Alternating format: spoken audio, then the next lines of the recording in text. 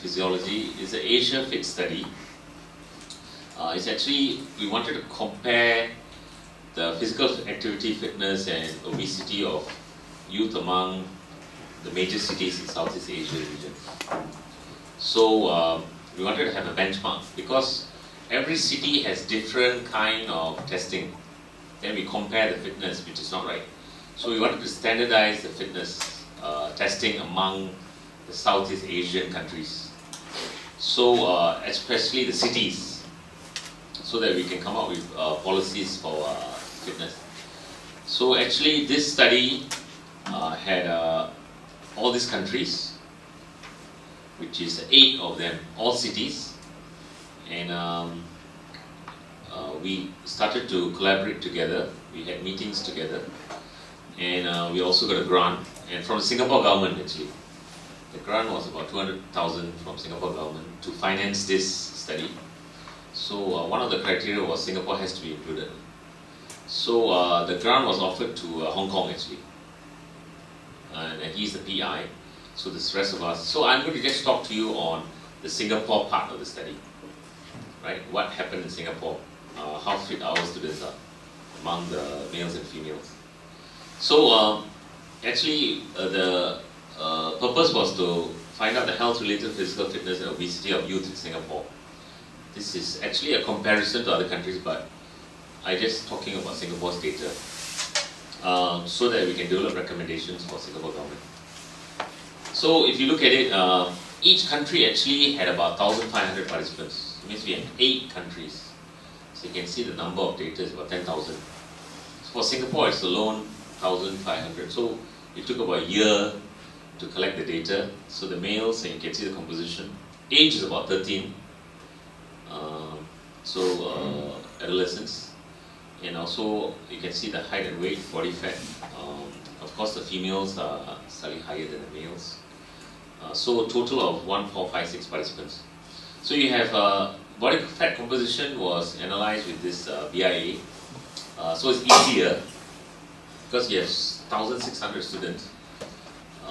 We have to get the data for every student. So we use the easier method. Although this is quite an accurate method, BIA machine, but there is plus and minus errors. And of course, hand grip strength was easy. We used the strength that you can see the picture there, and squeeze the bar with one hand, left and right. And the thing is, hand grip strength is actually indicated to overall strength. There is a correlation, so that's why we use the hand grip strength. And flexibility is single leg flexibility, not the double leg, both left and right. So this one is easy to get also. Everything is easier. We try to get an easy measurement. So one leg seated, extended, and then we look for flexibility. Usually the quad, hamstrings and the lower back. The 1 minute sit up is traditional way of doing sit-ups. Very easy to get. So these are some of the measurements. The last one is aerobic fitness. We do not use the 20-meter test, but we use the 15-meter test. So they run with the music and they stop when they are tired. So you can actually figure out the aerobic fitness. So another easy method. 11% for females. Overall, it's about 12%. Over Singapore's obesity range, but majority is very healthy. 76% healthy BMI, which is an indication of health, cardiovascular disease. So you look at it, 12% is not really, it's an average number among all the countries. Majority of the overweight is increasing in Singapore also. Underweight is not an issue, but it is becoming prevalent also. Females and males, you can see the difference, 80%, 77% is quite similar in terms of health range. Obesity is 11 and 13%. So you can see that higher percentage of males fall in the overweight region than females. And if you compare it to a healthy range for 13 years old, we use this chart to compare and see where our students lie in terms of body percent fat. So if you look, average Singapore youth, males and females, are in the healthy normal body fat percent. So the percentage wise, we are not so bad as the other countries. But we couldn't compete with Japan. Japan is very healthy. So 70.6% females and 25.7% for males. So overall comparison between males and females, all the variables we collected, you can see there is a difference between males and females. But in flexibility wise, you can see a difference. The females are better. But in terms of aerobic fitness, the males are better, right? So average, in terms of body mass index also, the males are better than the females. So if you look at how about the aerobic fitness, we compare with the fitness gram. We always have to have a comparison for normal data. So we used this 54. Hand grip strength actually can predict the prevalence of cardiovascular disease also. So males perform better than females. This is quite a straightforward.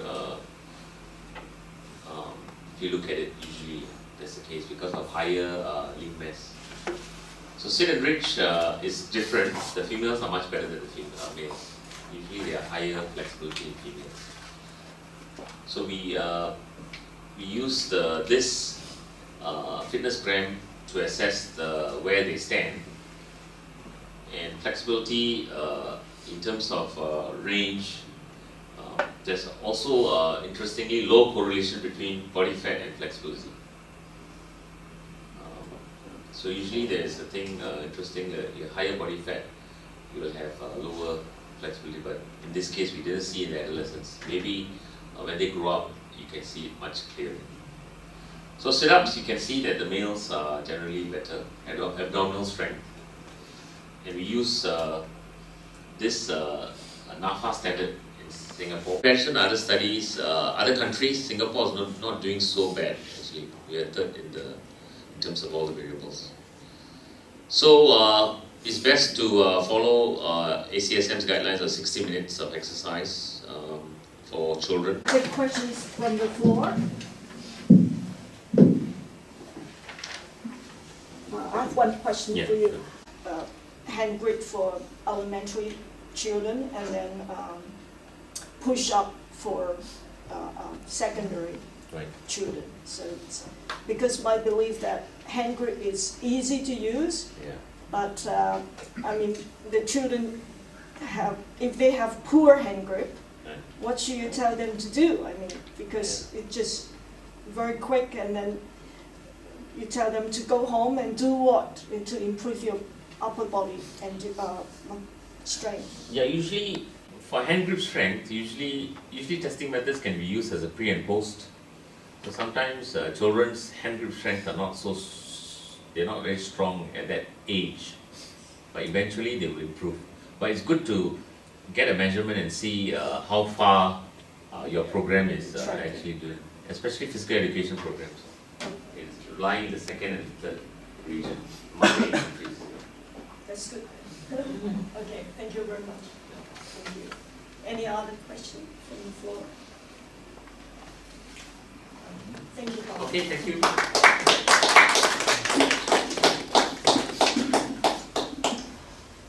To help you further understand my presentation, I'm going to ask you a question. How much do you know about Singapore? Singapore is an island country, which is about 720 square kilometers. Its population is about 5.6 million. And 2017 GDP was about 90K. Its population, or I think, Singapore is a truly international country and strategically located, because its population in surrounding many countries within 1 to 2 hours time difference zone is more than 2.8 billion, including China, such as Chinese Mandarin for China, Malay for Malaysia and Indonesia, and Tamil for India. So from this perspective, in a fast-changing global society, we can see Singapore as a powerful country in its economic and educational domain. If you look back to 1964, over 50 years, Singapore's economy has actually grown up more than 40 times in size. And that is real terms, real GDP discounting inflation. Singapore government, in a bit more detail. As you can see in this slide, there are 9 colleges, schools, and institutes. National Institute of Education, which is called NIE, is one of them. And it has been established to nurture student teachers. And it is the only institute in Singapore that produces teachers. My students took these photos when I taught them. I felt while teaching the students in physical education and sports science that they were equipped with a very, very good ability to become teachers. This led me to the question, what makes them the excellent teachers?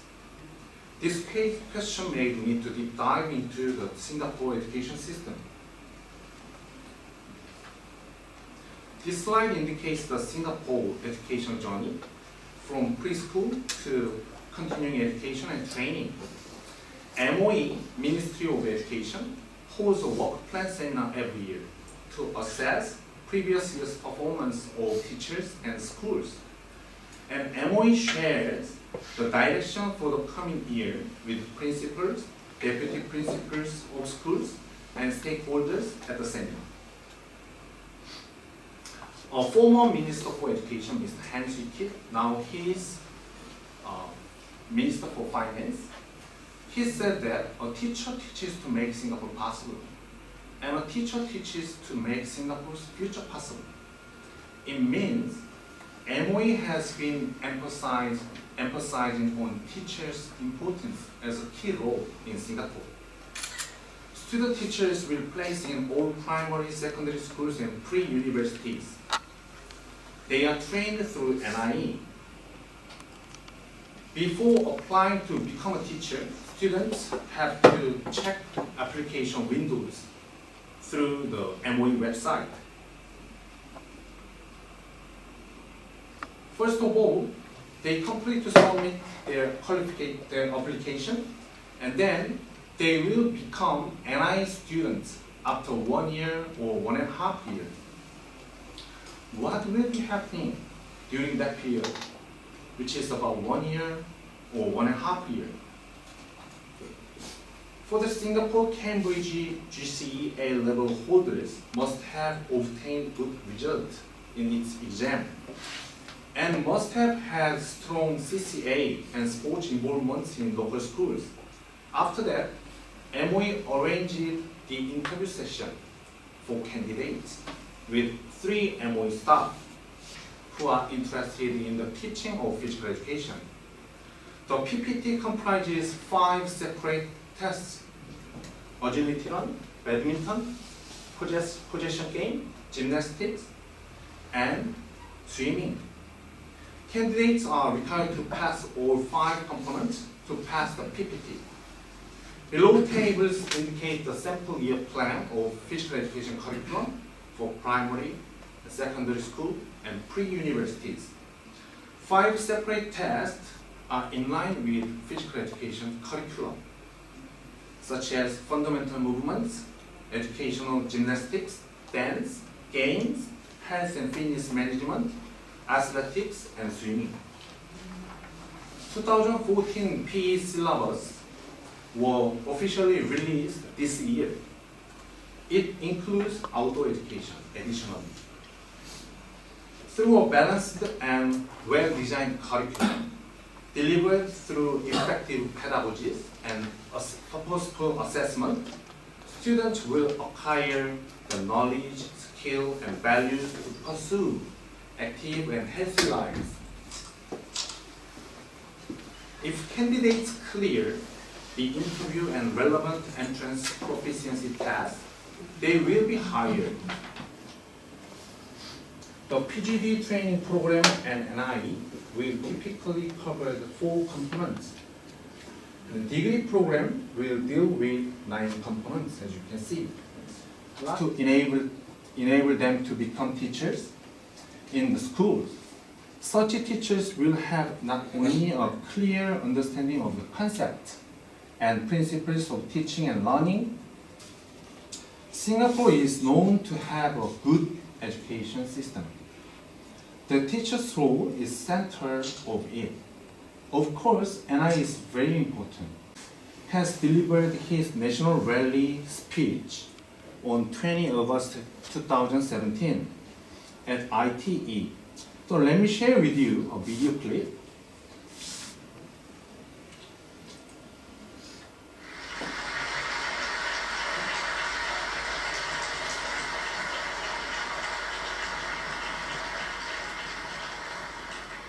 Good evening again, children. As a comparison, let's look at what we're doing with MOE teachers for primary, secondary, and JC. And NIE does research and keeps up to date on the latest teaching methods. During their careers, periodically teachers return to NIE to upgrade themselves and prepare for more senior roles. The MOE teachers do fulfilling work, a good education system. We will take the same approach with preschool teachers, train them well, reward them well, and attract good, passionate people. I'm glad that since we started upgrading and expanding preschools, it is one of the results of an advanced education system Singapore has. In other words, it makes Singapore an excellent education system. We are sure that good infrastructures, programs, and manpower. Any questions? Most of my classmates, they are really struggling finding a job, and it's really hard for them. They are qualified PE teachers, but they are not able to be a PE teacher in Taiwan. So I'd like to know the case in Singapore. At NIE, will be fully owned by MOE. After the candidates clear all the interview session and review session, everything, they all must be deployed to the local school. 100%. MOE already select. So what happens is if They have to submit their application to MOE before 1 year or 1.5 years, as you can see in this chart. In NIE, would there be any special focus teaching approach that your institute will adopt when you train for? First of all, they have student some teachers. thing in the mind. Mhm. That's you correct? He's my boss. That's okay. Yeah. Thank you very much. Thank you very much. Thank you. From Busan National University, and my major is sports medicine. And Big two test and measurement. Okay, I start spring, summer, fall, winter. So I call the season. So spring season, approximately January, early January, late January or February. We have the LPGA professional golf event, or sometimes PGA golf event at the Sentosa area. So the Singapore government and sports event company, they make a huge, the profile. They invite huge profile athlete, so both athletes for the event. After that, we have World Rugby event. Because historically, Singapore influenced by the UK sports culture, so rugby is quite popular and famous in Singapore also. And then also another one is UFC fight, mixed martial art. These days is getting the bigger and bigger industry for the mixed martial art in Singapore. And then also quite famous one, F1 Grand Prix. Korea also hosts F1 Grand Prix near the Yeongnam area, but in my understanding is not quite successful. But F1 event in Singapore is quite successful. So many countries, they want to do the benchmarking from the F1 Grand Prix in Singapore, especially nighttime event. Only nighttime event for the F1 Grand Prix. And then the last one is WTA finals for the tennis event. So approximately late November or early December, the WTA, World Tennis Association, invite the high 8 ranked female athlete, female tennis players. We will enjoy the event, and we're gonna share some the tennis clinic or training sessions, and we're gonna encourage Singaporean to do tennis or any other the racket sports. Also, some famous local event. We have some famous local event, but in my understanding, famous local event is highly focusing on endurance sport, like a marathon or cycling. So there are many different types of marathon event in Singapore. So when you visit the Singapore all around, you can join the marathon event or cycling event easily. This is quite the popular one. But from now on, I'm gonna share about Singaporean local residents sports activity. So we already share about the event, but I asked several times to my students or friends, how many times do you visit the event on site? Or how many times you watch the event via broadcasting system or the media? How about their answer? Can you guess their answer? Very low percentage, under 10%. So we can see the gap. Actual Singaporean local government, local residents, they enjoy this type of activity. So football, jogging, badminton, swimming, bowling, weightlifting, from the government policy and actual Singaporean participation to the sport. Also spectatorship. Based on the statistics of government, active SG, no watching, 55% of the survey, the participants. And only 4% attended a ticket sport. And attended even non-ticket sport, 2%. 2 out of 100 Singaporean residents, they visit, even but Singaporean doesn't want to go. That's the problem from the business perspective. Okay? So from now on, I'm gonna share 10 considerable worries related to sports culture in Singapore.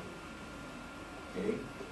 This is not the scientific based result, but we talk about sports culture in Singapore with some professional and professional faculties and the medical doctors and also the school teachers. Based on their answer and talk, I have 10 considerations. So first one, Singaporeans are not exercising enough. Based on 2015, the survey from the government, only 50% of residents, they enjoy their exercise. So the other 50%, they're not satisfied with their exercise, or they not exercise, not much. The second one, too many of our young are not enjoying sport. Dr. Chung mentioned physical education in school. Well-designed, well-developed PE teachers encourage their students to do some activity, physical activity from the curriculums. But beyond the curriculums, they don't have enough time and enough motivation to do exercise by themselves. Because the PE curriculum is slightly focusing on some exercise or physical activities. And then also there are not enough opportunity to learn sports. What it means, comparing with international school in Singapore, there are many international schools in Singapore. Singapore American school, Singapore Canadian school, or German school, French school. Comparing with the local school, they provide more a variety of sports, even variety level. So if you are a novice of a certain sport, you can learn easily, and then you can go up winning medal at the expense of sports participation. So recently we have very happy news from the Summer Olympics. So Joseph Schooling won the gold medal. Historically, that one is the first gold medal for Singapore. Okay, and also we just got the news about the qualification for the Winter Olympics for pure speed skating. So it's not the only example, but school sometimes focusing on their the event. So some interviewees mentioned about if they have a school team, if they have a good result, if they don't have a good result or they don't have a chance to go podium, their team or their programs will be eliminated from the school or something like that. They worry about that kind of situation. And also another one is Singaporean students. They are considering about the obesity issue and the chronic disease issue. So even 10% and 12%, we have to decrease that kind of percentage rate, go to the single digit rate. That's the measurable and tangible goal. And the reduced fitness level in turn, the increased obesity rate and heavier burden, chronic disease, also related to these two issues. So last 3 years, our sports event can be more veteran friendly. So when you visit the local event, the age category is quite different. Under 10, under 20, under 30, and beyond 40. What about, how can you think about the above 40? 40, 50, 60, 70, is it all the same category? Is it appropriate? 60, the people in 60, they cannot run with 40, even 70. How can you compare with them together? It's inappropriate. So when you develop the event, you have to more consider about the age range or age categories. If 60s or 70s participating in the above 40 categories, they easily lose their interest to participate in certain events. And the physically challenged are still facing significant barriers to sport participation. Yes, last winter, I got some injury related to my Achilles tendon, but it was quite, good experience to understand disabled persons and also their space, and especially for sports, and it is escalating. Because the size of Singapore is quite small. So sometimes the Singapore government, they share the space, especially for the F1 Grand Prix. We don't have the venue for F1 Grand Prix like Yeongam. Yeongam has its own track for the F1 Grand Prix in Korea, but Singapore F1 Grand Prix, they share the real road for the event. They block the road and they make the circuit for the F1 event. So during the period time, some local residents, they complain. Potentially, we have to pay more attention to these the 10 consideration. Okay, thank you. Any questions or comments? Any questions? Right. Can I ask a question? Physically active and then another 50% is not active, right? Yes. I think 50% is high. Even in Comparing, the yeah, comparing with which country? That survey is comparing with the European country, especially Philippines. Finland.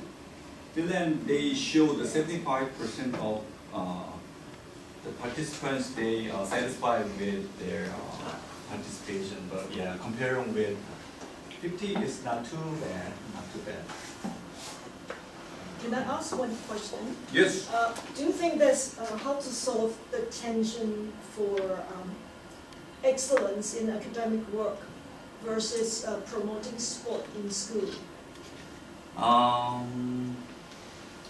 Yes, Singapore culture and academic achievement is quite important, definitely. I think it happens in nearly all Asian cities. So okay, I'm not on the Ministry of Education.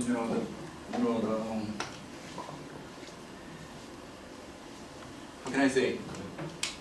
No, I think but Singaporeans always want academics. So this thing is slowly changing, but it's difficult. And I think the medical degree is more important than a gold medal in the Olympics. So until that mentality changes with more funding for sportsmen, then we will see a change, because you can see that we have talent. We had a gold medal in Olympics and Winter Olympics. Singapore qualified. So we have a lot of talent, but a lot of talent stop after school. After 16 years old, they stop. They all go for studies.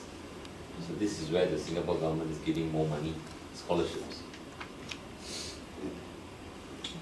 So might change in the future. And his title is Leisure in Singapore.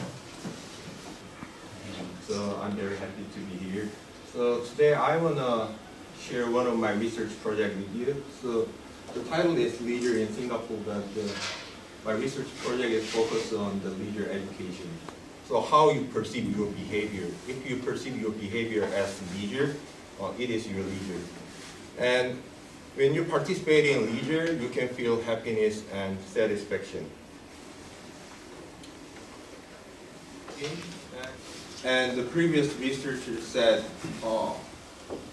youth crime is one of the big problems in Singapore. And what about education? Third, Korea, and second and fourth. So what can you get from this research? So like Korea, Singapore education system is really focused on core subject. And if the primary school student want to go to the good secondary school, friendship, but because of the education system, they got a lot of stress, and this is very shocking. So 61.5% of young people decrease obesity and high blood pressure, and decrease depression and self-perception, and increase self-determination. and their social ability will be increased. And according to the research, the youth people, it's the effect of leader on youth satisfaction. So their life satisfaction increased, and we also teach how to manage time and research and emotion. And we will use this model, so 6-stage time-wise learning model. And this is the time-wise learning model. So it consists of the 6 lessons. So they learn who they are, and then why we participate in leisure, and how to manage the boredom, and who they what personal interest, what kind of leisure activity they like, and meaningful activity. So how to make the best decision, and the managing free time and balance and work. So work and leisure balance is very important in our life. And then last lesson is the integration of the concept. And this is the outcome that students can get. So we will modify these lessons. So this is the overall plan. So first, we will interview the parents, students, and teachers in Singapore, and then we also check the leader education or education system in Singapore. And after that, we will find some literatures related to leader education, and then after that, we will develop a leader education program. So, and last part is we will evaluate, we will apply this leader education program, and then we will evaluate. Okay, thanks for listening. Okay, thank you for the. The topic is I'm not regularly on today, and then we will talk about the cross-cultural research of leader education. So in Korea, Korea has the curriculum in Korea. There is a leader education, which is included in the curriculum. Leader education is included in the primary and secondary school curriculum. So Korean students got a lot of stress, but they learn what leader is. But Singapore, there is no leader education program, so we can conduct cross-cultural research. If Taiwan, I'm just wondering, if Taiwan has the leader education program.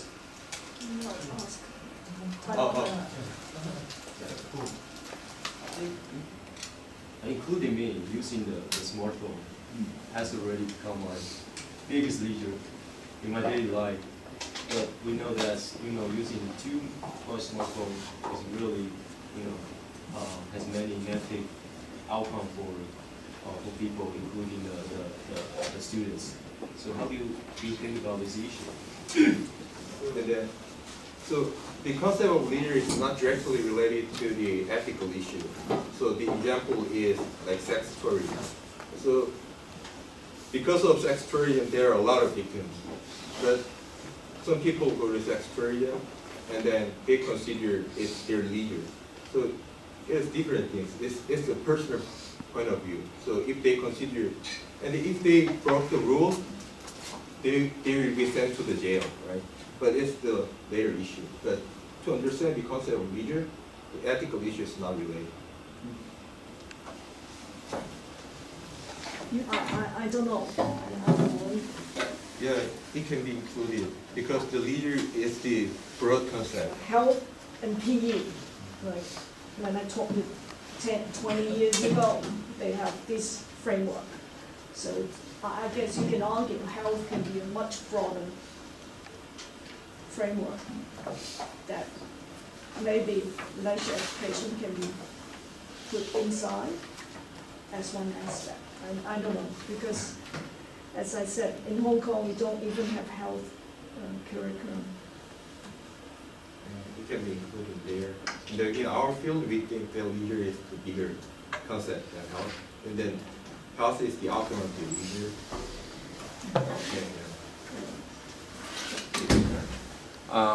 If you have further questions for the presenters, then you can have a conversation after this session. Thank you for coming for this session in the morning. And let's stop here today. All right? Thank you. Pose 1, 2, 3. 저 여기 템인 척하고.